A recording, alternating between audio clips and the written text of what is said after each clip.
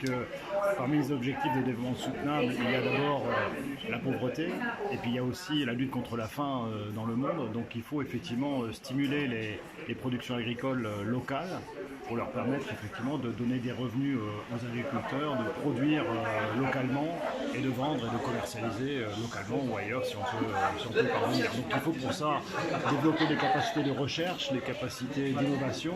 Il faut s'adapter au changement climatique parce que malheureusement le climat change et donc les plantes souffrent de ce changement climatique. Donc il faut créer des plantes qui soient climato-compatibles comme on dit aujourd'hui.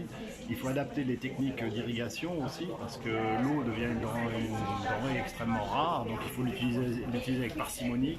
Donc voilà, le projet Désira, c'est tout ça, c'est effectivement former les agriculteurs et renforcer dans chacun des pays les capacités de recherche et d'innovation. Et donc je suis extrêmement content d'être ici aujourd'hui au Fareille, qui va bénéficier de ce programme, 100 millions de roupies qui vont être investis sur 3 ans ici, pour à la fois développer les techniques, travailler avec les entrepreneurs et les producteurs comme on le voit ici. Voilà, il y a tout un tas de produits locaux qui ont été réalisés dans ce contexte-là.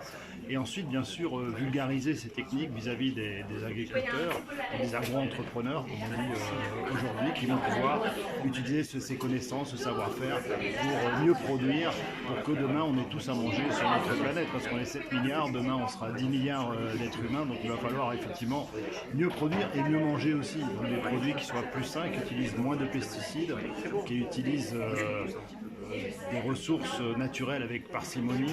C'est un peu ça l'objectif de ce projet. Je suis très content de la présence du ministre ici aujourd'hui aussi avec moi, Manej Govind, qui est, comme vous le savez, au niveau du gouvernement, très engagé sur toute cette lutte contre le changement climatique. Après, il faut que Maurice et l'Union européenne continuent de travailler ensemble, non seulement ici à Maurice, là-dessus, mais aussi sur la scène internationale pour défendre effectivement cette cause de la lutte contre le changement climatique, parce que si on écoute les experts, on est parti sur 4 degrés de réchauffement, ce qui serait vraiment une catastrophe pour les générations futures et même pour nous-mêmes encore aujourd'hui. Donc il faut vraiment faire tout ce qu'on peut pour effectivement améliorer la production et faire en sorte que, aussi au niveau de l'agriculture, on soit plus efficace dans la lutte contre le changement climatique.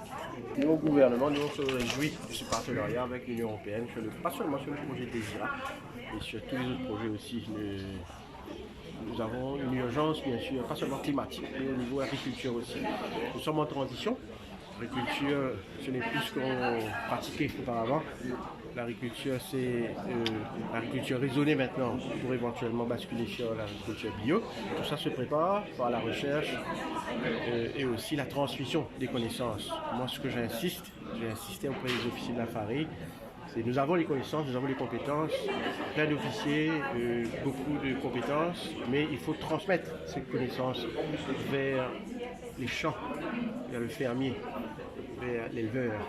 Ça aussi, c'est une bonne partie du budget consacré sur le projet Désira sera pour la transmission des connaissances, aller vers le planteur, aller vers les champs pour transmettre cette connaissance que nous avons ici dans la communauté scientifique de Fareille, particulièrement ici à Houghton, comme vous avez pu constater.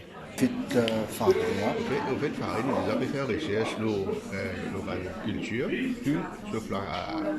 sur la canne à sucre et sur l'élevage de plantes. Et ce projet Union européenne pour renforcer nos capacités, essentiellement pour avoir de nouvelles facilités, de nouveaux équipements, formation du personnel pour la recherche, booster la recherche. 100 millions de roupies étalées sur 3 ans. Comment je compte pour gérer ça et pour profiter au maximum de ça? Dans le projet, il y a plusieurs volets.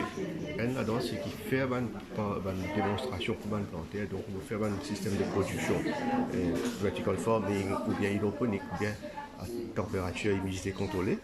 C'est comme démonstration pour planter éventuellement. Ça, c'est un aspect. L'autre aspect, c'est aussi développer un système de production qui est plus simple. Et aussi promouvoir une nouvelle espèce de plantes et de fruits qui est pour plus bon pour la santé. Il y a aussi un volet intéressant, c'est au niveau de l'environnement. Avec le problème climatique, on vient diminuer l'effet gaz à effet de serre. Donc le projet aussi vise à travailler sur un aspect. L'irrigation est un autre aspect qui nous fait écouter, c'est comment ils utilisent de l'eau efficiente, de façon efficace.